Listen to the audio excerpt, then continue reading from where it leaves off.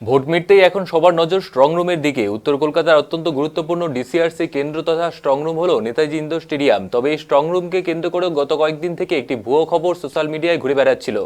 দাবি করা হচ্ছিল বৃষ্টির জেরে নাকি জলমগ্ন হয়ে পড়েছে নেতাজি ইন্ডোর স্টেডিয়ামের স্ট্রং রুম। প্রশাসন এবং নির্বাচন কমিশনের পক্ষ থেকে পরিষ্কার জানিয়ে দেওয়া হয়েছে এই খবরটি সম্পূর্ণ ভুয়ো এবং ভিত্তিহীন। স্ট্রং রুমের ভেতরে জল ঢোকার কোনো ঘটনাই ঘটেনি। সাধারণ মানুষকে এই ধরনের বিভ্রান্তিকর খবরে কান না দেওয়ার জন্য অনুরোধ জানানো হয়েছে।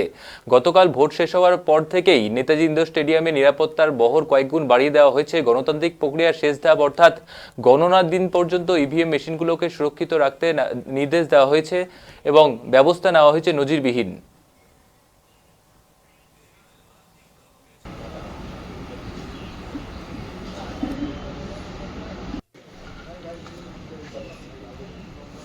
এখান থেকে বসে কি আপনাদের হয় সেটা বলুন, আপনাদের জানাবেন।